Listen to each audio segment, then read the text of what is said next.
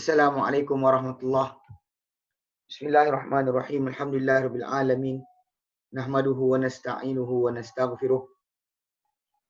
Wa na'udzu billahi min syururi anfusina wa min sayyiati a'malina. May yahdihillahu fala mudilla lahu wa may yudlilhu fala hadiya lahu. Asyhadu an la ilaha illallah wa asyhadu anna Muhammadan abduhu wa rasuluh. Allahumma salli ala Muhammad wa ala ali Muhammad kama sallaita ala Ibrahim wa ala ali Ibrahim wa barik ala Muhammad wa ala ali Muhammad kama barakta ala Ibrahim wa ala ali Ibrahim fil alamin innaka Hamidum Majid. Rabbi shrah li sadri wa yassir li amri wahlul 'uqdatam min lisani yafqahu qawli, amma ba'd. Alhamdulillah, kita bersyukur kepada Allah SWT kepada kita berkumpul lagi. InsyaAllah hari ini menyambung kelas pengajian kita berkenaan dengan tarikh tradisional Islami.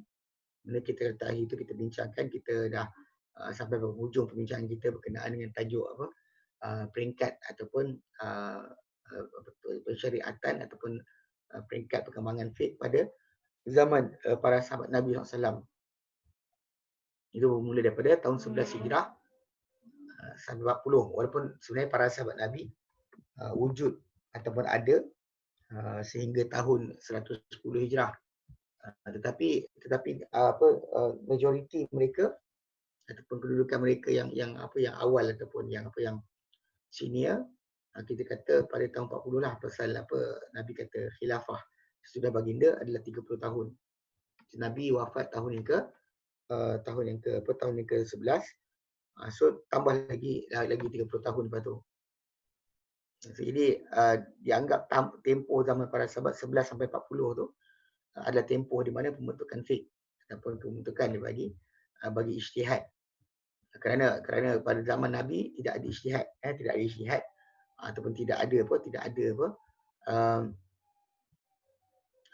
pada zaman Nabi SAW sebarang ijtihad, kerana semua bergantung kepada apa disampaikan oleh Nabi SAW secara penuh. Apa Nabi sampaikan itulah dia agama, tanpa sebarang ijtihad ataupun kita panggil usaha untuk mengeluarkan hukum. Sebab ijtihad ni berlaku bila kita kata berlaku pemahaman nas. Masa kita kata ada kita terang itu perbezaan pendapat di sisi para sahabat, dia berlaku sebab 3 perkara kan. Pertama, kita kata kerana perbezaan kefahaman para sahabat tentang apa yang disimpulkan dalam Quran. Kerana Quran datang dengan kesimpulan, lalu macam mana mereka memahaminya. So itu yang kita bincangkan. Kemudian kedua, kita kata perbezaan mereka ni sebab perbezaan dalam mendengar daripada Rasulullah SAW dan mencari berusaha untuk mendapatkan sunnah, ijtihad pada pemahamannya. Jadi kita kata ini pun perbezaan yang berlaku. Yang ketiga kita bincangkan last sekali, iaitu adalah bahawa kita kata para sahabat Nabi SAW ni jadi khilaf ataupun banyak berlaku ni sebab ijtihad mereka pada perkara-perkara yang tidak ada padanya hadis Nabi. 3 sebab yang ketiga tu pada perkara yang tak datang hadis Nabi SAW, macam mana mereka ni para sahabat Nabi SAW usahakan untuk dapatkan jawapan. So jadi perbezaan mereka dekat situ yang kita kata punca kenapa berlakunya khilaf. Pertama kefahaman, kedua kerana banyak mana mereka dengar, ketiga perbezaan mereka dalam berijtihad. Sebab ada para sahabat yang dia tak nak berikan langsung kita panggil ijtihad. Maksudnya dia tak nak berijtihad langsung. Bagi dia kalau dia kata tak ada tu dia orang lebih baik diam. Tapi ada para sahabat yang merasakan pada perkara tersebut wajib atau mesti untuk diberikan jawapan atau dicari jawapan. Jadi bagi mereka ni perbezaan tersebut yang kita kata punca berlakunya apa yang kita dengar sebagai khilaf di sisi para sahabat Nabi SAW. Balik pada asal, mereka belajar dengan Nabi. Tapi pada kes yang dia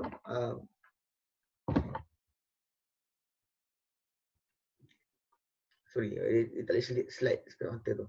Jadi pada perkara-perkara yang bagi mereka mereka berasa nak berijtihad dan rasa sanggup untuk memangku tanggung ijtihad, mereka akan berijtihad. Ada setengah para sahabat dia tak nak bercakap, dia tak nak menjawab dan sebagainya. So jadi yang mana yang menjawab tu yang kita kata kita dengar dari mereka fatwa-fatwa. Okay, so hari ni kita sambung bahagian berkenaan dengan apa tentang tajuk lepas kita cek tentang perpastian periwayatan para sahabat itu baik. Ini kita masuk musyad ke 230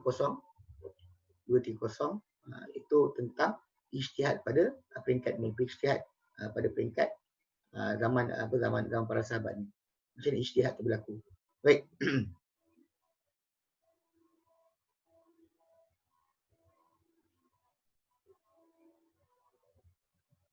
Okey.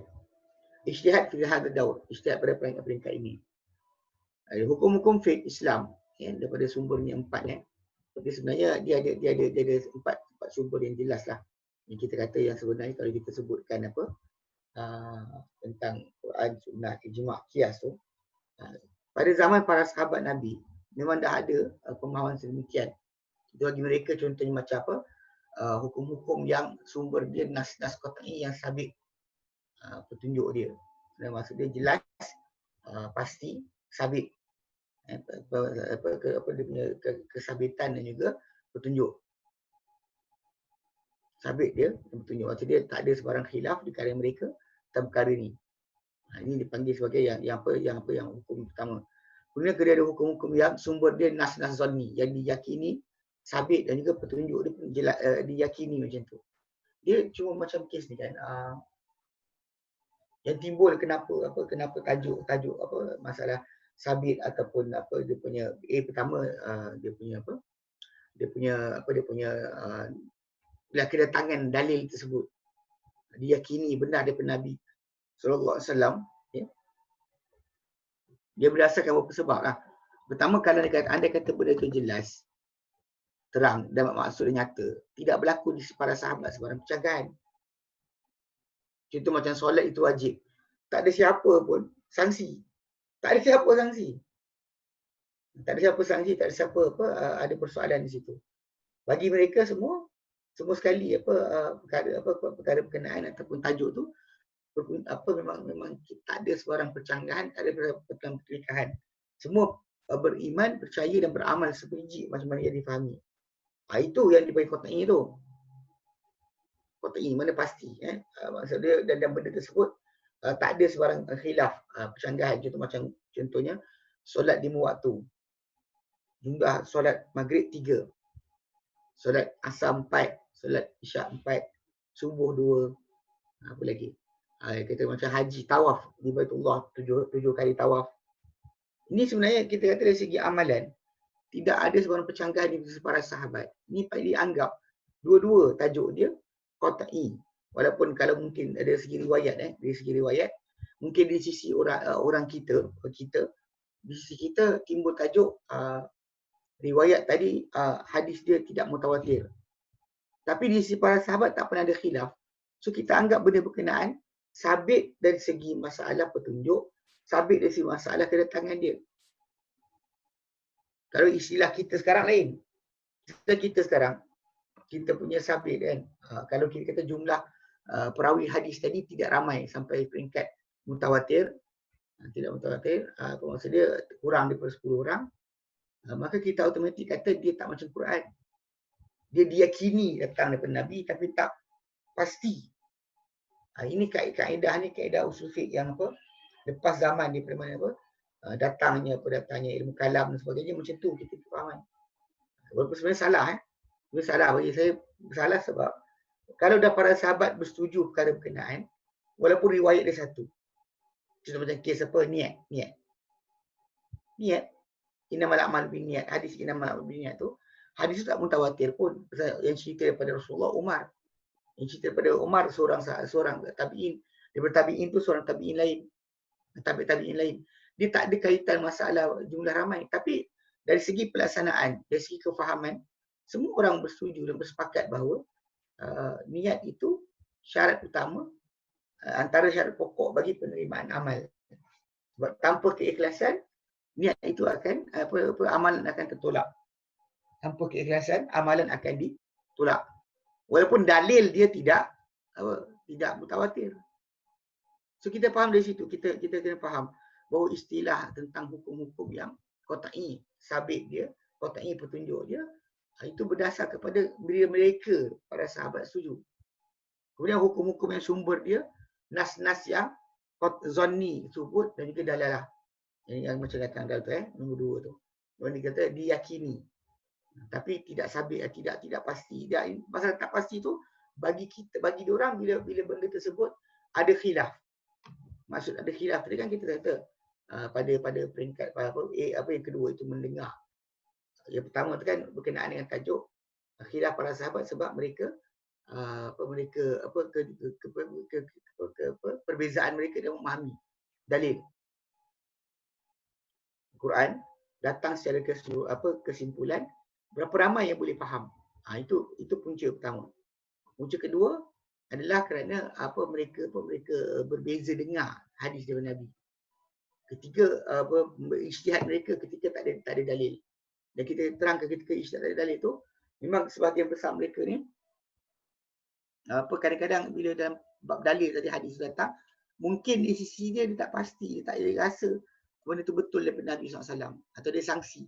Kesangsian itu berlaku sebab kadang-kadang benda tu datang daripada seorang saja sisi mereka dan mereka tak pernah dengar cerita tersebut. Macam kisah macam Umar kan. Tapi kita tak nafikan benda tu betul daripada Abu Musa al-Asy'ari. Yang tentang minta izin 3 kali tu.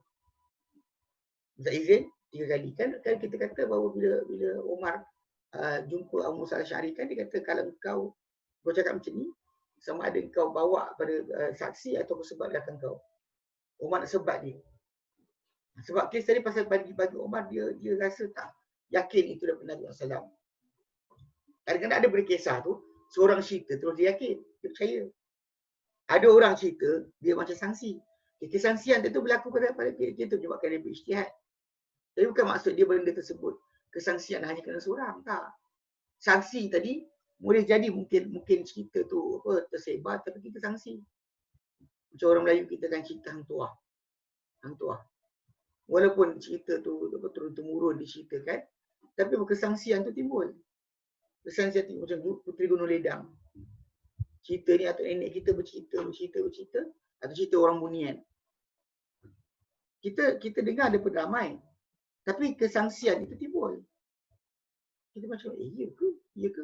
Bila iya ke, tu maksudnya walaupun cerita tu ramai orang cerita, tapi tak semestinya benda tu sabit. Tak mesti sabit petunjuk dan juga dia punya kehadiran dan kesabitan dia. Okey. Ketiga, hukum-hukum yang sumber di ijma'. Kesepakatan para sahabat.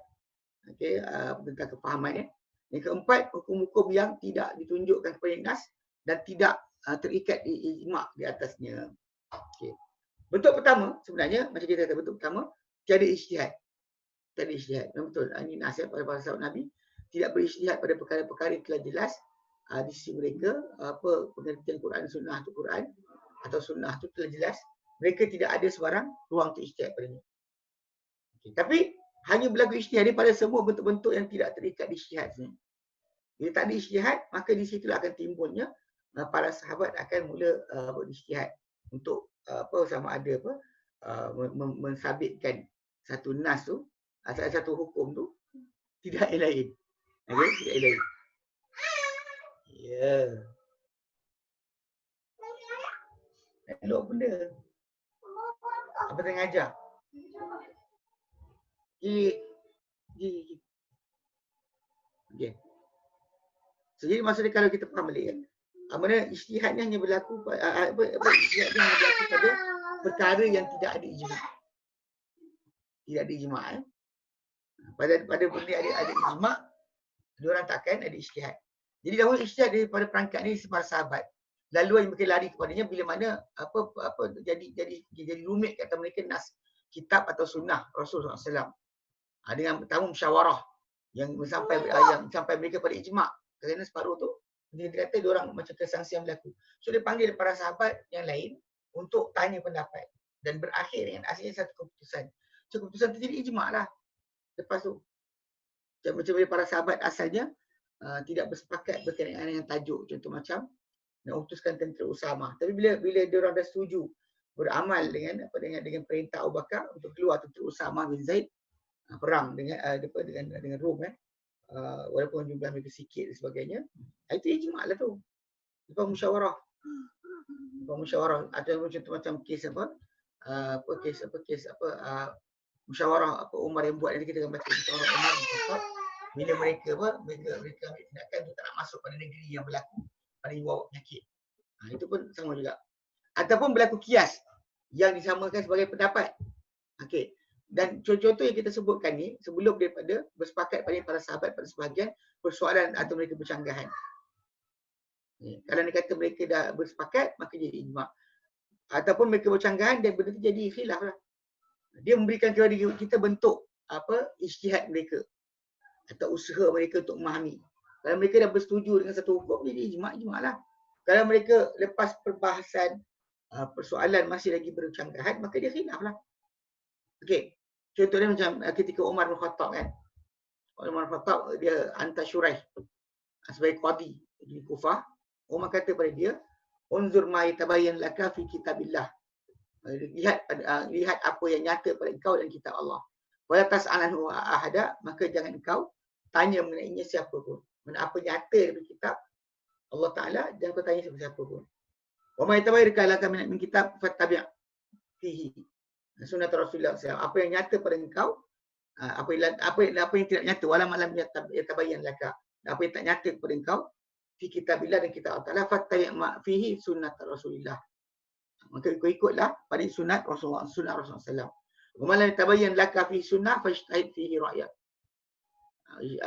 Dan apa-apa yang tidak nyata pada engkau, tak nyata pada engkau padanya sunnah, maka ijtihad berani pendapat engkau. Sebab dia bertertib Umar suruh ni dengan jelas itulah cara yang para sahabat Nabi SAW beramal.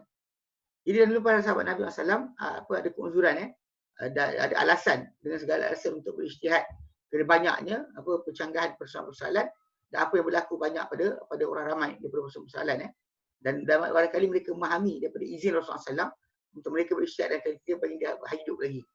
Macam hadis Muaz bin Jabal untuk ijtihad di mana tidak dapat nas untuk perintah yang disyariatkan.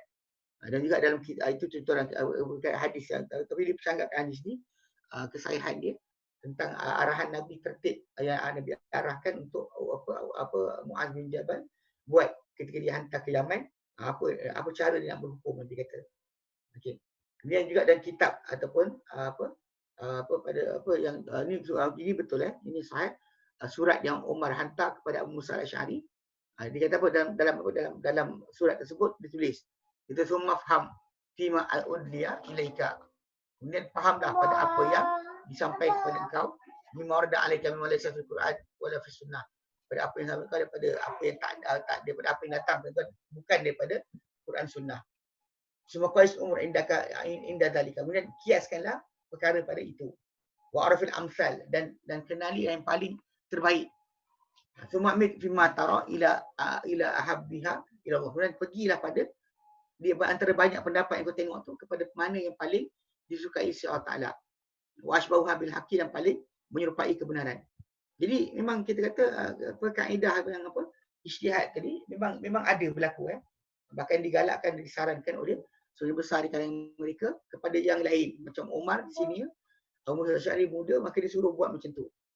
Jadi dan juga para sahabat Nabi SAW telah mengambil dengan banyak persoalan dengan kias yang sahih. Kias ni macam perbandingan lah kepada apa-apa perkara hukum yang baru mereka jumpa tidak berlaku pada zaman Nabi. Tapi pada zaman Nabi dahulu atau dalam Quran ada tajuk-tajuk yang menyerupai hukum yang mereka nak hukumkan.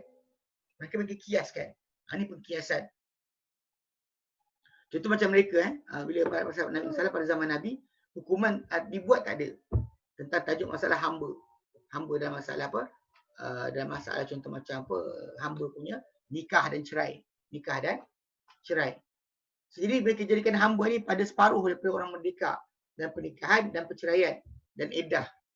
Contoh macam kalau orang merdeka dia punya talak yang putus, talak putus dia 3. Kalau hamba 2. Iddah kalau anda kata hamba diceraikan, maka iddah dia 2 je. Tak 3 macam orang merdeka. Kenapa? Dia kiaskan perkara ni kepada apa yang dinaskan oleh Allah Taala dalam Quran. Dan surah An-Nisa Yang ayat 25, okey, bila Allah Taala berikan hukuman berkenaan dengan wanita hamba yang buat kesalahan yang patut dihukum dengan hukuman. Maka Allah Taala kata bahawa fa idza uhsinna, kalau mereka dia kata kalau mereka ni ihsan, maksud dia berkahwin kan. Fa in ataina bi fahsyatin, kalau mereka datang dengan perkara keji. Fa alaihinna nisfu ma 'alal muhsanati min azab. Maka ke atas mereka, golongan hamba ni, dia kata separuh daripada apa yang ke atas wanita-wanita yang terhormat daripada azab. Maka kalau wanita terhormat kena 100, 250. Kalau sekian, dia diseparuhkan. Hukum tu diseparuhkan. Kalau mereka wanita-wanita yang beriman, wanita yang hamba. Jadi para sahabat kiaskanlah sebab pada tajuk tersebut dengan jelas kita kata ada hukum persamaan, pasal dia tak boleh samakan wanita merdeka dengan wanita hamba. Atau wanita hamba ni kan dia kata bab aurat kan. Dia tak macam wanita merdeka. Dia tak pakai tudung, solat sah. Tapi kalau wanita merdeka pakai tudung tu mesti. Bersih Kalau tak pakai tudung maka tak sah solat. Wanita hamba tak, wanita hamba dia orang boleh dalam keadaan solat tanpa tudung. Bahkan aurat mereka pun tak sama dengan wanita merdeka. Pada zaman Nabi dahulu bila ada berlaku kes seorang wanita hamba dia kata pada Nabi dia bernazar. Kalau Nabi balik dia berperangan dengan keadaan selamat, dia nak bergendang. Menyanyi Rasulullah SAW nasyid. Jadi Nabi SAW kata dia, kalau engkau dah nazar, kau biar engkau buat, kalau tidak tak payah. So ketika dia cakap macam tu, sebab apa? Sebab Nabi kata itu. Sebab wanita hamba tu dia punya aurat tak macam wanita merdeka. Wanita hamba aurat tak macam wanita merdeka. Jadi dengan sebab itu bila wanita merdeka, wanita hamba tu nak buat, baru ulama kata Nabi izinkan sebab bagi dia benda yang harus, benda yang halal. Bila dia nazar jadi wajib yang dia kena tunaikan. Kalau wanita merdeka buat macam tu, maka tak jadi pasal benda haram, takkan lepas pada dia. Dia wanita merdeka, wanita hamba tu dapat buat. Cuma jadi kes dia tengah-tengah bergendang, ada Sunan Abu Daud. Tengah-tengah bergendang, Nabi buat daripada tempat lain, buat tak tahu. Tiba-tiba Umar datang, dia berhenti bergendang, letak gendang tu bawah punggung dia. Dan kemudian dia diam. Lepas tu Nabi ketawa. Nabi kata apa? Wahai Umar, syaitan lari untuk muka kau. Syaitan lari untuk muka kau. Jadi dekat situ kita faham macam kes yang asal dia tajuk masa wanita hamba tu punya aurat pun separuh daripada wanita merdeka. Kalau ikut zaman kita sekarang ni, yang wanita tak pakai tudung ni semua macam hamba dah zaman Nabi. Zaman Nabi tu pasal wanita terhormat, dia tertutup dan terlindung daripada orang ramai. Yang tengok dia hanya orang-orang yang layak je. Wanita hamba ni dedahkan aurat dia untuk marketing. Supaya kalau orang tu rasa nak beli, dia beli. Tuan pun dia tak tutup hamba dia. Itu faham Dan demikian juga kita lihat macam mana para sahabat membuat kias. Itu macam mereka mengedepankan As-Siddiq, itu Abu Bakar As-Siddiq anhu dalam khilafah. Okey. Dan dia kata apabila Abu Bakar As-Siddiq ditolak jadi khalifah, para sahabat sebenarnya kias kat situ. Dia kata apa? Radiyallahu Rasulullah SAW ladaina afala narda hu lidinina afala nardahu lidunyana. Rasulullah SAW redha Abu Bakar As-Siddiq untuk agama kita. Sebab apa? Sebab Nabi lantik jadi imam dalam solat. So dia kata kenapa tidak kita redha dia untuk dunia kita, itu dalam pemerintahan. Kalau Rasulullah kedepankan dia untuk agama, kenapa tak boleh kita ambil dia, tidak kita ambil dia untuk pemerintahan? Maka mereka kiaskan keimaman atau kepimpinan terbesar dalam pemerintahan dengan keimaman atau kepimpinan dalam solat. Nampak kan cara diorang kias. Demikian juga para sahabat Nabi mengambil pada faraid dengan aul. Aul ni kan kita kata dia dibesarkan jumlah bila berlaku pertindanan dalam hak keluarga. Mana semua ahli waris tu ikut dalam Quran Karim, semua ada habuan dia. Maksudnya sebuah habuan masuk dan mereka semua duduk dalam jumlah tersebut. Benda macam ni biasa berlaku bila ada suami, kemudian ada adik-beradik perempuan, kemudian ada mak, ada sekian. Jadi benda tu percampuran mereka dalam perhimpunan tersebut menyebabkan tindanan akan berlaku. So bila bertindan, apa nak buat? Para sahabat Nabi SAW kan, Diorang buat out. Dia Umar dia jelekan out. Itu maksudnya apa? Memasukkan kekurangan kepada semua yang punya hak. Kurang tu dia kena pada semua. Kias kepada masukkan kekurangan pada orang-orang yang berhutang bila orang berhutang muflis ni, bila dia tak cukup duit. Maka dia ambil berapa yang ada lah. Katakan orang tu berhutang, kita gadai rumah dia sebagainya. Dia hutang kita katakanlah 300,000. Tapi kita jual harta dia dapat 250,000. So jalan lah. Itu dah yang cukup dapat. Jadi pada sama kias kat situ, berapa yang ada kita bagi. Dan orang tu tak lebih dari itu. Pasal dah habis dah. Mana orang ni telah pun digadai segala harta benda dia sampai tidak tinggal apa-apa. So jalan lah. Dan telah sabda Nabi SAW tentang orang yang berhutang ni, yang tergadai harta, khudhu ma wajadtum. Nabi kata pada orang yang tuntut pada orang yang berhutang ni, Nabi kata ambil apa kalian dapati. Oleh salakum illa zalika, tiada untuk kalian kecuali itu. Ini adalah kias terbaik lah pasal mereka samakan hukum tadi. Pasal semua patut dapat habuan. Tapi bila digabungkan jadi terkurang lah. Berapa yang dapat? Berapa yang dapat tu kita kata jalan. Okay. Dan mereka kiaskan had ataupun hukuman untuk minuman arak kepada had qazaf. Kerana Umar bin Khattab anhu telah minta musyawarah orang ramai pada had arak. Lalu dikatakan sebenarnya orang ramai meminumnya dan mereka jadi berani ataupun melampau di atasnya. Lalu berkata kepada jadi pasal dia melampau dah aku minum sebagainya. Lalu Ali berkata pada Umar, dia kata orang yang mabuk ni bila dia mabuk dia akan cakap meracau. Dan bila dia buat meracau cakap maka dia akan bohongan. Maka sebat dia lah sebat orang buat bohongan. Itu macam dalam surah An-Nisa, surah An-Nur tentang orang yang tuduh wanita yang tanpa bukti. Maka Umar sebat orang dan orang sebat orang tu 80. Lalu Ali Ali tak bersendirian lah dan kias ni. Bahkan disepakati oleh para sahabat. Kan? Jadi maksud dia bila berdasar pada percakapan sebab orang mabuk ni dia akan mula bercakap benda yang bohong. Orang cakap bohong tuduh orang kena sebab 80. So orang minum arak ni paling maksimum pun dia bagi 80. So, persamaan dari segi masalah tingkah laku. Mana percakapan dia rosak, maka macam orang yang cakap tuduh orang tanpa bukti. So disebat 80 rotan. Okey. Jadi kat sini yang kita kira di antara persoalan yang para sahabat berisytihat padanya ketika tiada nas. Contoh diriwayatkan Imam Ahmad bin Hanbal, Abu Daud As-Sajastani, Ibnu Majah dan Nasa'i, Umar bin Khattab anhu ditanya mengenai imlas, mana keguguran wanita, gugur seorang wanita dan tak tahu keputusan Rasulullah SAW padanya. Okay? Jadi dikata uzakir dia kata aku teringatkan kepada Allah Taala demi kerana Allah orang yang dengar dari Nabi tentang janin sesuatu. Mana bila janin digugurkan. So apa hukum dia? Adakah dia nyawa penuh ataupun dia sebahagian daripada badan ibu tersebut? Maka telah bangun Hamzah bin Malik dia kata bin Nabirah, dia kata aku dahulu ada dua jariah, dua hamba perempuan yang mana madu maksudnya madu.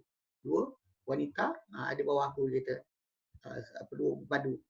Lalu telah saya pukul salah seorang antara madu ni, pukul satu lagi dengan mistah. Mistah ni kayu kemah, cacat kemah. Lalu Umar kata dia kata lalu gugur janin satu lagi, mana seorang tu mengandung, seorang tu pukul, gugur janin. Lalu Rasulullah SAW telah putuskan dengan qurrah, dengan denda satu daripada bahagian daripada diat ibu tersebut. Mana tak diputuskan satu nyawa penuh. Umar kata apa? Umar kata ibtidna an-naqdiya fi mithli hadza bi ra'yina. Hampir-hampir kami putuskan pada perkara macam ni dengan pendapat kami. Tapi pasal ada hadis, Umar paling pada hadis lah. Jadi dalam digambarkan tentang dua pemadu tersebut dengan dua gambar dengan dua jiran dengan kerana mereka berdua dapat mistah tu kayu kemah. Lalu ditafsirkan apa dia ni ditafsirkan kat sini urah tu dengan sebagai riwayat dengan hamba. Maksudnya bebaskan hamba cukup untuk jadi denda bagi perkara berkenaan. Tapi kalau ni kata gugur apa yang gugur tu hidup kemudian mati, maka dia ada penuh.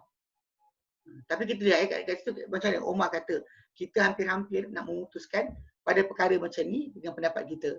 Kalau dia tak dapati qada atau keputusan Rasulullah SAW, pasti dia berijtihad dengan pendapat dia. Itu pertama contoh. Kedua contoh lain macam apa? Macam ijtihad Abdullah bin Umar, Abdullah bin Mas'ud radhiyallahu anhu pada mufawadah. Okey. Pasal mufawadah ni wanita yang tidak diberitahu berapa mahar. Okey. Mahar wanita ni dia kahwin, akad nikah. Macamlah kalau contoh ada orang tu ada anak perempuan. Dia kata pada orang yang dia kenal, dia kata saya nikahkan awak. Bukan saya nak dalam kes nikah atau cerai, boleh ada orang tanya soalan kepada saya. Dia kata si suami kata pada si isteri, aku nak ceraikan kau. Dia kata soalan jatuh tak talak. Dia bertanya saya kata tak jatuh. Pasal benda ni dalam kes talak dan nikah, talak, rujuk dan sebagainya, mesti dengan lafaz yang jazam. Maksud jazam ni tadi bukan nak, bukan akan. Bukan nak atau akan. Tapi lafaz tersebut berbunyi dengan aku ceraikan kau atau aku nikahkan kau. Jaya. Ya.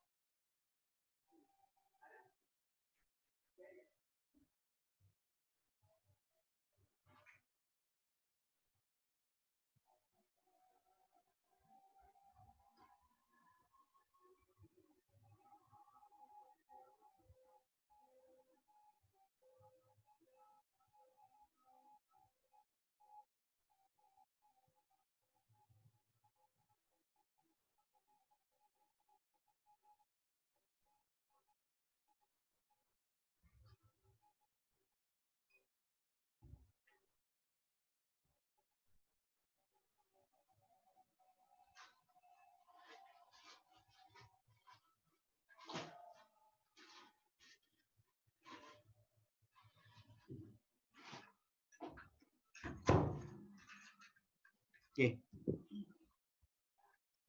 Okay, minta maaf. Saya ada orang hantar barang. Jadi tak ada siapa, saya seorang kat rumah. Okey, sambung balik. Okey, jadi maksud dia dan kisah tadi bila seorang wanita, ini tengok macam ni masuk berijtihad. Dia kata tentang mufawadah. Mufawadah ni wanita yang serah diri. Dia nikah, macam tadi orang tu kata, aku nikah dengan anak aku, kau tu kata aku terima. Bila cakap macam tu aku terima saja, nikah dah jalan. Kes baru ni saya ada orang tanya saya soalan tentang si suami kata pada isteri, aku nak ceraikan kau. Jadi benda tu tak jatuh lagi. I want to divorce you tak jatuh lagi. Dia jatuh bila orang tu kata direct, dia kata aku ceraikan kau. Kalau nak bukan. Macam tu bila orang tu kata aku nikah kau dengan anak aku, kau tu kata aku terima. Terah pun termeterai. Cuma dia kata kat sini kan, macam dikatakan oleh Ashabus Sunan, dia kata bahawa telah datang pada Imam Mas'ud radhiyallahu anhu, apa datang Abdullah bin Mas'ud radhiyallahu anhu tentang seorang lelaki berkahwin seorang wanita tapi dia tak letakkan mahar berapa. Jelah akad nikah berjalan. Tapi tak sebut berapa akad nikah mahar. Lalu dia mati sebelum dia buat hubungan dengan wanita berkenaan. Lalu orang datanglah dia akad nikah tapi tak buat hubungan lagi, dia mati. Happy sangat tu Allah lah. Lalu mereka datang pada Ibn Mas'ud lalu kata mereka cari pada dia kata lalu Ibn Mas'ud kata dia kata carilah pada perbuatan kalian ni untuk dapati padanya sebarang asar. Lalu datang Ibn Mas'ud berkata kami cari, kami tak jumpa. Lalu aku cakap pada kamu perkara ni dengan pendapatku. Jika dia benar daripada Allah Ta'ala, maka dan aku pendapat dengan dia seperti apa dia kata, jika benar daripada Allah Ta'ala, aku lihat untuk wanita ni yang mati suami tanpa suami tersebut berapa mahar, aku berpendapat untuk dia seumpama mahar wanita-wanita tempat yang seumpama dia. Tak ada kurang, tak ada pecah. Dan kat atas dia ada edah. Ni yang dia kata mahar misil. Mahar misil mahar yang setara ataupun yang semasa. Contoh macam zaman kita sekarang ni berapa? Mahar sekarang berapa? Yelah dulu saya ingat tahun kakak-kakak saya kahwin tu kan. Zaman tu 3,000, 5,000 tu betul. Mudah dan sebagainya. Lepas tu zaman sekarang ni saya tak ada kot. Kebanyakan orang letak sana 10, 13 lah sekian sebagainya. Dan perbezaan gaji lah, zaman dulu gaji orang. Nombor gaji tu. Kalau kita faham betul, nombor gaji tu tak panggil apa. Saya ingat guru ijazah pada zaman dulu tahun 88 kot kan. Lebih kurang gaji saya ingat seorang kakak saya dia dapat dia gaji guru ijazah kan. Ada ijazah daripada universiti. Gaji dia mula sekali RM1,110. RM1,110. First gaji dia dapat. Tahun tu. Memang dengar banyaklah 1,000. Tapi rupanya kalau zaman sekarang kan 1,110 tu actually gaji kecil. So, jadi mahar pun jadi macam tu jugalah. Perkiraan mahar tu akan jadi berbeza dengan sebab itu. Jadi bila wanita ni dia kematian suami lepas akad nikah tanpa buat hubungan kan. Tapi dia kata wanita ni tak diberikan mahar. Jadi maksud kata aku berpendapat untuk wanita ni seumpama mahar wanita-wanita setempat dengan dia. Berapa average? Kalau average sekarang berapa? Jadi kita balik situ lah. Ya. Tak ada pecahan, tak ada sekian dan dia kena diedah. Lalu berkata Miqal bin Sinan al-Ashja'i, dia telah mutuskan Rasulullah pada seorang wanita dengan kami, dikatakan wanita tu nama Barwa' binti Washiq. Dengan seumpama kau cakapkan. Lalu gembira Ibnu Mas'ud dengan kesepakatan keputusan Rasulullah, dia menepati kata keputusan dia, keputusan Rasulullah SAW. Dia Barwa', nama badan itu Barwa'. Dia kata Ibnu Mas'ud putuskan, dia kata sesudah mana tak jumpa dia untuk sampai kepada nas. Dan dia gembira dengan Allah taufikkan dia ketika dapati nas dia menepati pendapat dia. Ini contohlah macam tu. Okay, ketiga, contoh lain yang para sahabat berisytihad. Tapi rupanya nas ada. Ada orang kata baik. Rawah Abu Baihaqi dan Sunan Kubra dan Ibnu Abdul Bar dan Jami' Bayan Ilm Mafadli Dia kata daripada Ikrimah bahawa beliau berkata, dan mengutuskan aku Ibnu Abbas kepada Zaid bin Thabit untuk tanya kepada dia mengenai isteri dalam kes seorang suami dan dua ibu bapa macam nak pecahkan harta. Seorang wanita mati, tinggalkan suami, tinggalkan dua ibu bapa. Berkata Zaid, untuk si suami separuh, untuk si ibu sepertiga apa yang baki, untuk bapa baki harta. Lalu berkata Ikrimah, aku datang pada Ibn Abbas, aku beritahu dia. Lalu berkata Ibn Abbas, pergi patah balik pada dia, kata pada dia, adakah dalam kitab Allah sepertiga apa yang baki? Jadi dan Ibn Abbas tu berkata untuk si ibu tu sepertiga sempurna. Maksud dia kalau ikut pada Ibn Abbas, bila tu kan, sepertiga pergi pada ibu, setengah bagi pada suami, bapa dapat baki. So bapa punya baki tu sikit lah sebenarnya. Sikit. Ya, sikit Jadi bila mak ambil sepertiga, ni bapa dapat seperenam je lah. Suami separuh, ibu sepertiga, bapa dengan seperenam. Baki yang tinggal. So bila Zaid bin Thabit jawab, tak, dia kata kan, dia kata apa? Separuh suami punya, sepertiga yang baki itu mak, 2/3 bapa. Maksud dia kalau kita faham kat situ, maksud dia apa? 1/6 mak dan juga 1/3 bapa. Jadi Ibn Abbas pergi tak suruh kepada Ikrimah, tanya balik pada Zaid bin Thabit. Adakah kita Allah Ta'ala sepertiga baki? Ibn Abbas tu berpendapat untuk mak sepertiga sempurna. Berkata Zaid bin Thabit, dia kata, aku hanya katakan pendapatku dan kau berkata dengan pendapat kau. Dia kata dan tidak ada lebih afdal ibu ke atas bapa. Ibu ke atas bapa. Tidak ada lebih afdal ibu ke atas bapa. Okay. Jadi maksud dia ni yang dikata pada hadis ni, dia antara pembukaan ikhtilaf lah pada pendapat ketika tak ada nas. Memanglah dia tak ada keafdalan ibu kat atas bapa. Dia cakap yang tu. Dia boleh berasa macam kes apa? Macam Umar bin Khattab. Dia pun putus macam ni sebab dia kata apa? Li zakari mislu hadzal unsayain, untuk wanita, untuk lelaki seumpama dua habuan wanita. Sebab tu dia orang bagi pasal dia kata beradab dengan pembahagian Allah Taala untuk lelaki dan wanita pada anak. Maka dia buat macam tu pada mak. Pada mak pun macam tu juga. Itu contoh dia lah. Kita kat sini ini antara, tapi kalau kisah ni bila saya bersabit kata tak ada lah dalam Quran tak sebut sepertiga baki. Cuma Quran kata untuk mak dia sepertiga, paling muitulus. Kan? Pasal bila orang tu mati kan, tak ada anak, dia beradik, tak ada anak kan. Untuk mak dia sepertiga. Soalan sepertiga tadi, ada sepertiga baki ke sepertiga apa yang keseluruhan harta.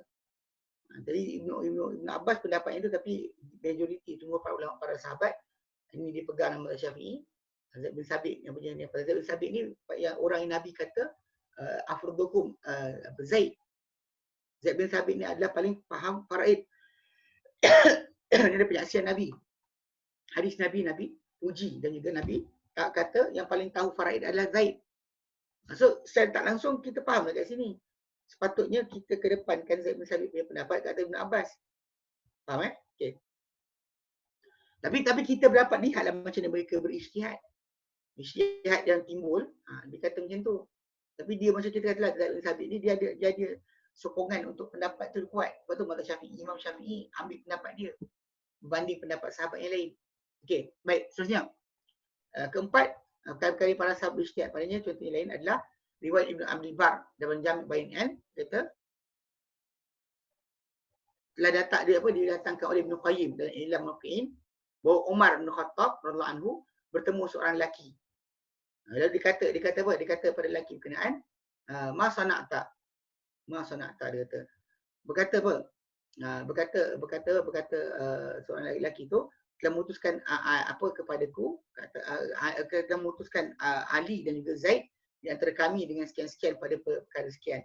Dia berkata Umar bin Khattab, dia kata kalaulah aku yang memutuskan padanya, aku pasti putuskan sekian-sekian, bercanggahan macam diputuskan oleh Ali dan Zaid. Dia berkata lelaki tersebut, maka apa menghalang kau dan urusan terpulang pada kau. Faham tak? Maksud dia bila ni perbualan lah.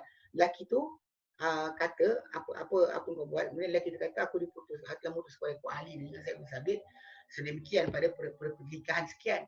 Lalu Umar kata kalau aku yang putuskan aku akan buat macam ni. Bercanggahan dengan apa yang putuskan Ali dan Zaid lah. Lalu lelaki tu kata kenapa engkau tak, apa yang menghalang kau sedangkan urusan terpulang pada kau. Lalu berkata Umar, dia kata walaupun tu dia kata adraka ila kitabi wa sunnati Rasulullah fa'altu. Kalau aku lebih tahu dan kita Allah dan sunnah Rasulullah, aku buat. Akan tapi dia kata walakin adraka ila ra'yi, tapi aku capai bila pendapat aku tadi dengan pendapat aku sendiri. Wa ra'yi mushtarak, dan pendapat ni dikongsi. Maka dia tak membatalkan apa dikatakan oleh Ali dan Zaid. Sebab kalau ikut pendapat, dia ada tajuk dia pendapat betul, pendapat salah, dia berkongsi kedudukan. Jadi Umar kata macam tu. Dan Umar tak memutuskan dengan pendapat dia kata tidak putuskan, tak batalkan Umar pendapat Ali dan Zaid. Di mana tak ada nas di sini, dia ada kitab atau sunnah untuk dia sandar kepadanya, akan tapi dia ijtihad daripada dia seperti ijtihad mereka juga. Dan ijtihad tak boleh memutuskan ijtihad. Sebab ijtihad yang terbaru ataupun orang ni tak boleh batal ijtihad yang lama. Sebab tu dalam kes yang macam saya sebutkan dulu, macam kes mahkamah. Kan baru ni kan dia keluar keputusan tentang yang kes budak yang bawah umur, yang ketika bakar mati, pelajar tahfiz kan. Kan in the end kan dia kata dia akan lepas yang lain. Budak tu kan buat kerja seorang, dia ada beberapa orang lagi. Tapi dia orang sangkut pada seorang je. Dan sangkut tadi pun tak boleh putuskan hukum sebenarnya. Tak boleh putuskan hukuman. Kalau ikut kepada kita punya perlembagaan pun, dia tunggu pengampunan daripada agung. Tapi dari segi asasnya, keluarga lebih berhak. Tapi dalam kes macam ni kan kita kata payahlah. Cuma kita kata, okey. Sebab apa? Sebab balik pada asal, ijtihad dalam pendapat ataupun keputusan hakim dalam mahkamah sivil yang mula-mula, kemudian datang hakim kedua kena ikut hakim pertama. Dia tak boleh buat hukum sendiri. Dalam Islam lain. Dalam Islam, keputusan even hakim sama pun. Kalau dia pendapat kali pertama macam ni, second time dapat pendapat yang kali kedua dengan pendapat kedua, bila mana kedua-dua pendapat tersebut adalah berijtihad saja, maka automatik ketika tu dia tak boleh batalkan pendapat dulu. Sebab tu Umar bin Khattab macam kes yang musyarikah tu, yang kes kalau sekiranya seorang tu mati, ada adik-beradik dia yang adik-beradik dia yang warisi dia, dan kalau adik-beradik yang kandung dengan adik-beradik yang seibu. Kan Umar kongsikan punca dia sebab pula yang adik-beradik kandung tu dia kata dapat makan aul, lelaki makan dia bukan makan asabah, makan lebih. Sedangkan adik-beradik yang seibu dapat pecahan dari Allah Taala. Dalam ayat 12 surah ayat ke-12 surah An-Nisa. Dan ayat yang terakhir 176 tu tentang adik-beradik yang adik-beradik betul kandung. Mak satu bapa satu ataupun sebapa. Jadi bila kita lihat kat situ pembahagian cara kan. Umar putuskan kali pertama dengan cara sekian, kali kedua dengan cara sekian. Bila keputusan kali kedua tu dibagi. Yang pertama adik-beradik kandung tak dapat. Kedua dapat. Adik-beradik kandung kali kes yang pertama datang balik. Umar kata apa? Itu apa kami putuskan dulu, ini yang kami putuskan sekarang. Dalam Islam dia tak ada ni, ijtihad tidak membatalkan ijtihad yang satu lagi. Ijtihad tak boleh batalkan ijtihad. Untuk Umar dalam kisah tadi, dia tidak batalkan apa diputuskan oleh Ali dan juga Zaid bin Thabit dan Ali bin Abi Thalib putuskan, dia tak batalkan. Kalau tak batalkan sebab dia pun ijtihad juga. Ini walaupun dia pemerintah, walaupun dia adalah pemerintah, dia Amirul Mukminin, tapi dia tak batalkan sebab dia anggap apa dia cakap ijtihad, diorang pun ijtihad. Faham Okay. Yang kelima, contoh lain adalah macam pendirian Umar bin Khattab anhu terhadap Ta'un Syam. Yang mana dia dan keazaman dia untuk patah balik. Okey. Pada apa yang pada apa yang dijawab kepada dia oleh Abu Ubaidah bin Jarrah, bersandar kepada pendapat yang tiada nas. Akan tapi sesudah sesudah sampai pada nas yang bertepatan dengan pendapat dia puji Allah Ta'ala. Dia puji Allah Ta'ala sebab lepas tu dapat tahu rupanya ada nas. Rupanya ada nas. Okay. Riwayat Bukhari, Umar bin Khattab anhu keluar ke Syam. Sehinggalah sampai kepada Basra. Dia jumpa dengan dia ketua-ketua tentera. Abu Ubaidah bin Jarrah dan teman-teman ni lah. Lalu mereka beritahu bahawa wabak telah berlaku di Syam. Lalu Umar minta musyawarah. Orang ramai dalam patah balik. Nak patah balik ke tidak? Lalu bila dia azam untuk patah balik dengan orang ramai ke dengan orang-orang bersama dia ke Madinah. Okey, pasal kes dia macam ni. Umar mula nak masuk.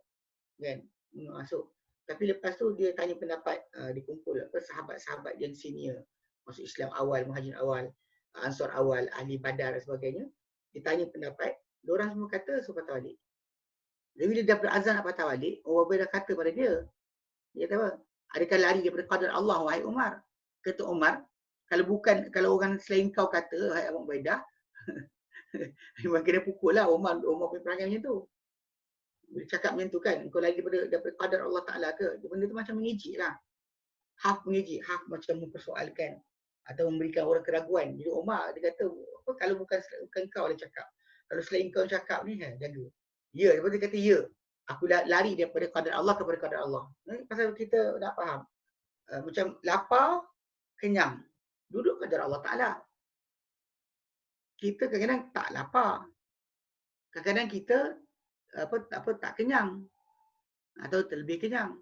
So, bila kita kelaparan, kita cari kadar lapar tu dibalas dengan kadar kenyang dengan cara kita makan. So, duduk qadar Allah Ta'ala. Macam dekat sihat dan sakit. Lari kepada Allah kepada qadar Allah Ta'ala. Kalau pergi ke sana, menempah sakit. Pergi ke sini, menempah sihat. So, qadar Allah Ta'ala dulu sekali. Dia kata, jadi Umar kata, apa pendapat engkau jika engkau ada unta? Okey. Dia turun pada satu lembah, dia kau datang dia dah ada dua tempat, dua lembah. Satu subur, satu lagi kosong. Bukankah kau akan bawa unta kau pada tempat yang subur? Kan, dan kau bawa dia ke situ kepada Allah Taala. Dan kalau kau bawa dia kepada ni, bukan apa kepada Allah Taala juga tak? Duduk kepada Allah Taala. Bukankah kalau bawa ke situ kepada Allah Taala, dia akan bawa kepada tempat yang gersam kepada Allah Taala. Lalu datang pada ketika itu datang Abdul bin Auf, kan dia tak datang hadir ketika mana Umar musyawarah, dia tak datang pasal ada hajat keperluan dia. Lalu dia kata apa? Di sisi aku ada ilmu. Itu daripada Rasulullah SAW. Aku dengar Rasulullah SAW kata. Dia kata aku dengar Rasulullah SAW bersabda, "Idza sami'tum bihi bi ardin." Bila kau dengar tentang penyakit ni pada satu bumi, dia kata fala taqdamu alaihi. Yang kamu masuk atau pergi kepada dia. Yang kamu pergi ke situ. Bila kamu dengar penyakit pada satu negeri, kamu jangan pergi ke situ. Nabi kata, wa idza waqa'a bi ardin wa antum biha. Dan bila berlaku dalam dan satu negeri dan kamu berada padanya. Kamu berada padanya. Okey. Mana kalau kita kat luar, dia jangan masuk. Tapi kalau kamu kat dalam, wa antum biha fala takhruju firar minhu. Maka jangan kalian keluar lari daripadanya. Dia kata. Qala ketika itu Umar telah muji Allah Taala, kemudian dia pun patah balik. Jadi ini kita fahamlah. Yang ini yang kita katakan zaman sekarang dikenali sebagai apa? Kuarantin. Arahan Nabi tu itu yang main kuarantin.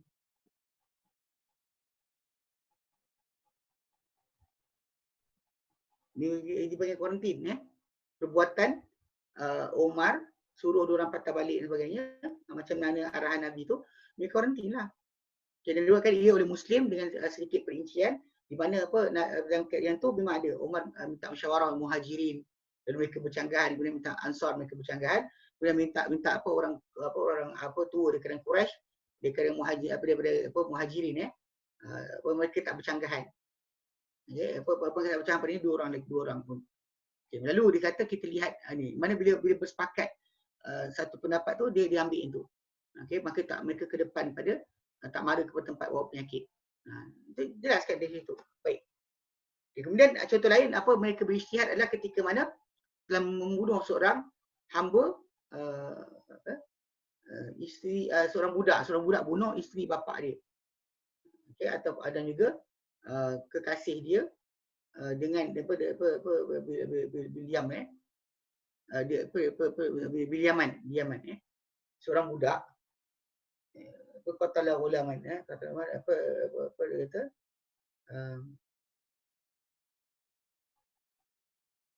sekejap.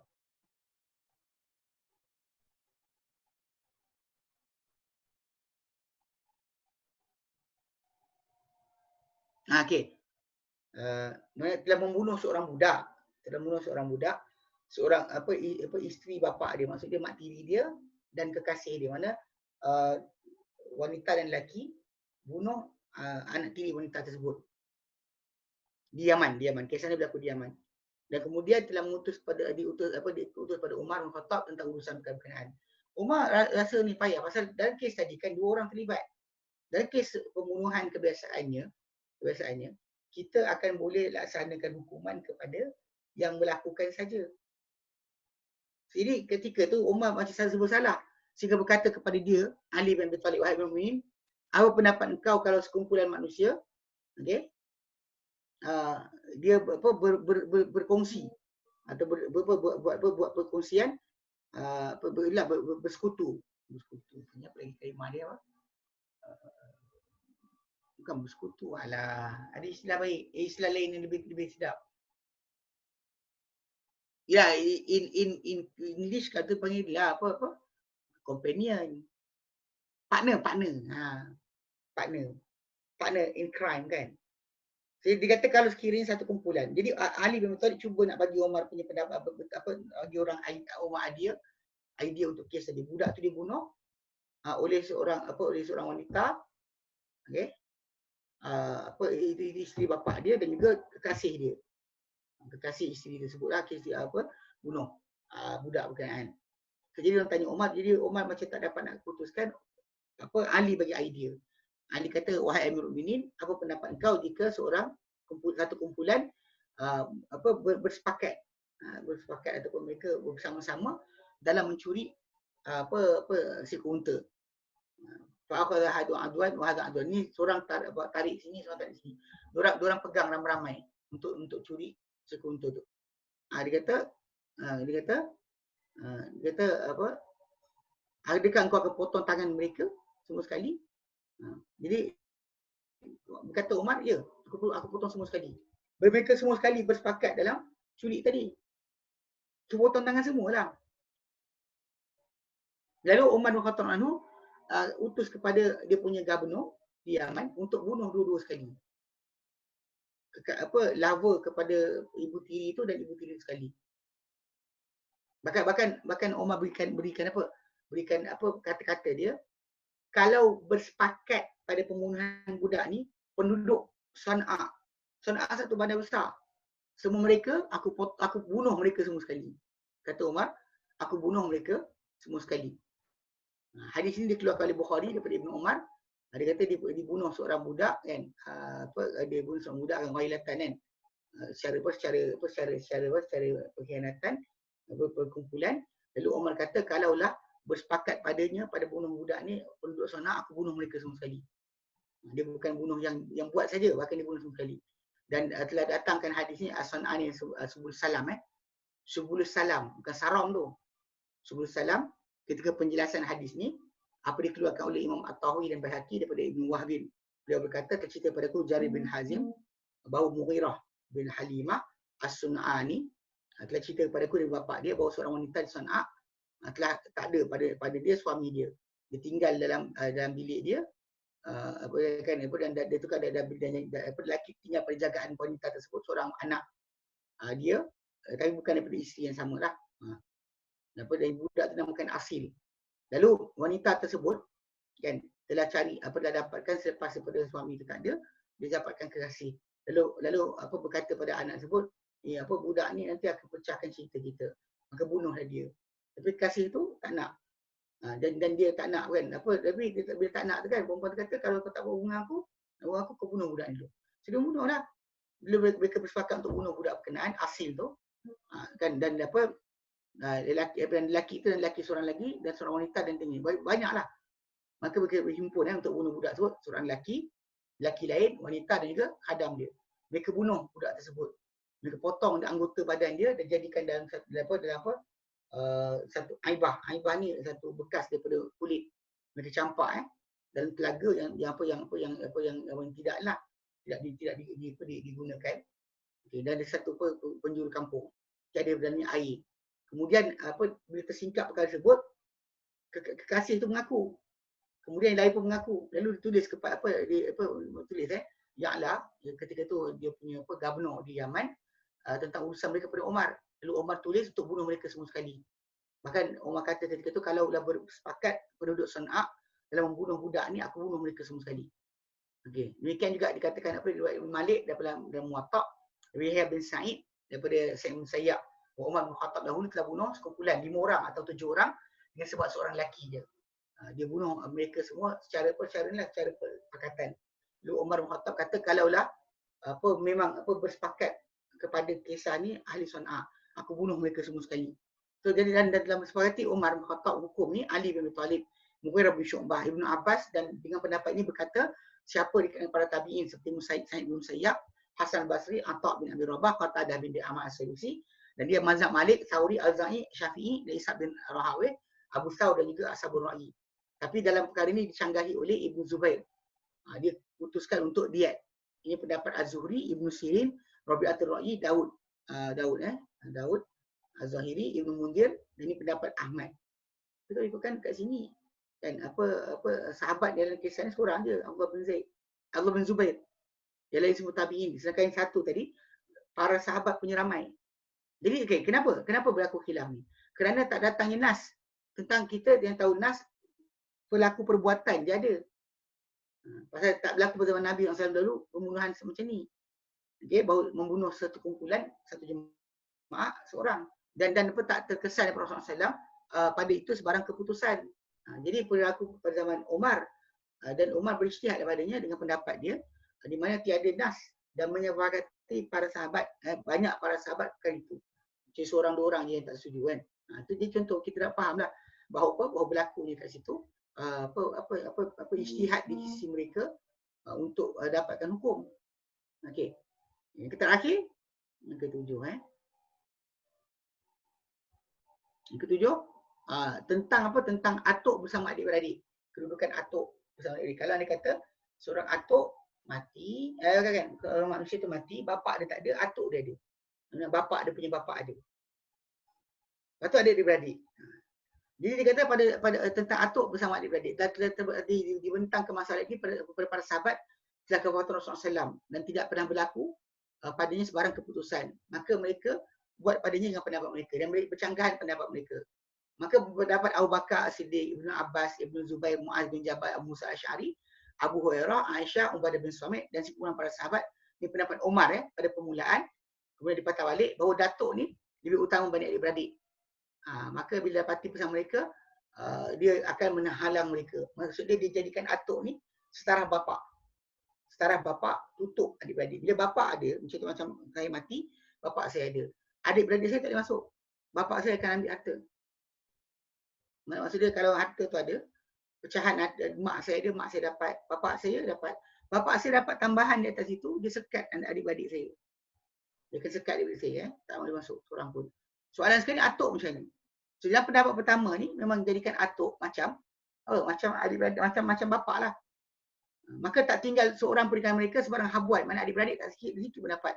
Kerana atuk ni lebih dekat kepada mayat berbanding adik-beradik. Kerana dia ni dikira bapa, maka dia tutup adik-beradik macam mana bapa tutup adik-beradik. Dan ditamakan dalam Quran ni ab kan. Kita macam kita kata ab ni kan, bapa ni macam Ibrahim AS. Dia dengan kita jarak bermoyang jauh, tapi dipanggil dalam Quran millata abikum Ibrahim. Ini adalah agama bapa kamu Ibrahim. Surah Al-Hajj ayat 78 kan. Okey. Dan itu pendapat pertama. Pendapat kedua, pendapat Omar lepas dipatah balik. Osman, Ali, Zaid bin Thabit. Zaid bin Thabit kita katakan dia paling faqih kan, paling tahu faraid. Dia kata Abdullah bin Mas'ud radhiyallahu anhum bahawa adik-beradik dan atuk ni dua-dua dapat. Kerana mereka ni sebenarnya ikutkan darjat. Dia orang sama je untuk sampai pada si mati. Dia orang dilintas orang. Dia orang melintas orang. Mana kelima mereka sampai kepada si mati melalui jalan bapa. Jadi ini si mati, ini bapa. Kalau bapa straight, adik-beradik sampai kepada si mati melalui bapa. Mana adik-beradik cantum dengan si mati melalui bapa. Atuk contoh si mati melalui bapa. Dua-dua apa melalui bapa. Jadi telah membuat Zaid bin Thabit pada itu perumpamaan, kiasan Maka dia serupakan atuk ni macam macam pangkal pokok kan kata. Dan juga usul dia. Bapa ni adalah dahan. Dan daripada dahan tadi ada adik-beradik dengan cabang-cabang dia. Okey. Jadi dia kata dengan cabang dia boleh ikrar. Dan dengan salah satu cabang tadi lebih dekat kepada satu lagi banding pokok tersebut. Memanglah kita ikut kan? Okey, ini bapa, ini atuk, ini dahan, ini ranting. So yang ini bercantum melalui apa kepada ni, yang ini bercantum kepada si mati melalui bapa, sama je dia kata. Bila bapa tak ada dan kedudukan mereka sama je. Kan bila kita kata macam ni dahan, ni dahan, ni ranting kan. So ni yang ini si mati. Ini adik-beradik dia. Yang ni bapa. Yang ni pangkal pokok tu atuk. So atuk sampai pada yang mati ni dengan bapa. Yang ini pun sampai kepada yang ini pun dengan bapa. Jadi kata macam tu. Yang adik-beradik dengan dua cabang dia tercabang daripada dahan tersebut. Dan satu dahan tadi dia dapat berzelain berbanding batang pokok tersebut. Jadi kata kalau kita potong kan dia potong dia kata dia akan jatuh semua sekali kita potongnya putus juga dua-dua. So dia takkan balik pada pangkal dia kata. Sebab tu tak boleh jadikan atuk serupa macam bapa dia kata. Atuk bapa pun dah putus. Maka ketika ditanya Umar bin Khattab, menanyakan Umar bin Khattab Ali ni perkara ni, apa yang dia buat contoh lain. Disumpulkan datuk ni macam apa? Sungai besar. Bapak ni macam apa? Macam teluk yang diambil daripadanya air, dan juga apa? Dan juga apa dan apa si mati serta adik-beradik dia. Macam apa apa tempat laluan dia daripada takungan tersebut. Sungai besar, takungan, cabang. So dia misalkan macam tu. Dia nak tunjukkan macam mana asal usul lah. Ya. Tempat siraman air tu dua tadi daripada sungai. Ini daripada sekian. Dia kata kalau kita tutup salah satu yang lain, dia kata air dia akan kembali kepada sungai balik. Tutup jalan ni dia akan patah sungai balik, dia kata. Dijadikan air sebagai alasan. Jadi Zaid bin Sabit jadikan adik-beradik ni untuk adik-beradik Zaid bin Sabit jadikan dia apa dikatakan apa jadikan dia ni apa dia kata Zaid bin Sabit jadikan atuk ni macam adik-beradik, dia kata. Sehingga sampai apa? 3 lah. Dan dia yang ketiga. Jika lebih, dia berikan 1/3. Ali pula jadikan adik-beradik, jadikan dia macam saudara jugalah di antara dia dengan 1/6. Dan dia 1/6 daripada keseluruhan. Dia dijadikan 1/6. Jadi kalau kita nak faham pecahan ni kan, diorang satu jadikan atuk macam adik-beradik sekaligus kan. Cuma apa, satu jadikan macam bapa. Jadikan macam bapa. Jadi pecahan ataupun cara mereka agihkan harta tadi, satu terima atuk masuk jadi macam bapa, tutup terus adik-beradik. Satu lagi tak, dia akan jadikan atuk ni macam adik-beradik. Penerimaan harta tersebut. Okey. Okey, jadi dia jadi kalau kita kat sini kan okey, jadi nak fahamkan kedudukan adik-beradik dan atuk ni dalam pewarisan harta. Zaid bin Sabit jadikan dia 1/3 kan. Macam ramai atuk ni saudara, macam saudara pada jadikan yang sampai pada 3 orang. Maka dia yang ketiga, jika lebih dari itu, dia berikan 1/3 pada atuk, dan Ali pula jadikan atuknya adik-beradik, tapi antara dia dengan 6 orang, dia yang ke-6. Dia berikan 1/6. Jika lebih dari itu, diberikan 1/6 pada atuk, tapi yang lain-lain dapat ambil. Dia macam bapak punya kedudukan lah. Pedam tapi lain. Jadi Ibnu Qayyim Al-Jauziyah dia kata apa? Telah berpendapat Abu Bakar dan siapa yang pertama tu lebih kuatlah untuk jadikan putus terus. Tapi kalau kita nak fahamkan sekarang ni perumpamaan macam apa jadi pada para sahabat. Mereka sebenarnya perkara ni apa pendapat kedua yang kita dan Zaid bin Sabit ni, dia rumitkan masalah sebenarnya. Kalau kita ikut pendapat yang Ahmad atau pendapat Abu Bakar tu, tutup terus adik-beradik, mudah saja. Tapi kita nak faham kat sini perbuatan mereka berijtihad ni sebab dalil tak ada, zaman Nabi tak berlaku. Tidak berlaku zaman Nabi, atuk gantikan bapa, macam ni hukum dia. Kalau ada hukum tersebut, maka para sahabat takkan ada khilaf. So khilaf berlaku ni yang kata tak dapat langsung tak dapat langsung macam Abu Bakar dan siapa bersama dia. Kemudian yang dapat tapi diorang percanggahan. Macam Zaid bin Sabit punya cara dengan cara Ali bin Abi Talib punya cara. Dia ada cara kan. Jadi kita kalau mazhab Syafi'i ikut Zaid bin Sabit punya cara. Zaid bin Sabit punya cara. Bahkan dalam kalau kita belajar faraid kan memang atuk dengan adik-beradik ni ada berapa keadaan. Ada 6 kot bentuk cara pembahagian harta. Okay, baik. Okey, so kita berhenti sini. Okey. Ini kat sini nanti kita akan bincangkan nanti insya-Allah pada akan datang. Macam mana kita nak gabungkan. Bila para sahabat tadi daripada kisah kita baca, diorang ada berikan pendapat ikut pendapat mereka sendiri. Soalan sekarang ni macam kita nak samakan kita nak selarikan di antara celaan menggunakan pendapat atau berfikir dengan akal dengan beramal ikut akal, menggunakan akal untuk memahami. So jadi kita akan bincang nanti insya-Allah dalam perkara yang akan datang Baik. Okey. Wallahu a'lam. Ada soalan? Tak ada Ustaz. Okay, tak ada, kita berhenti sini. InsyaAllah nanti sambung kemudian. Wallahu a'lam. Wa sallallahu ala sayyidina Muhammad. Alhamdulillah rabbil alamin. Assalamualaikum warahmatullahi wabarakatuh.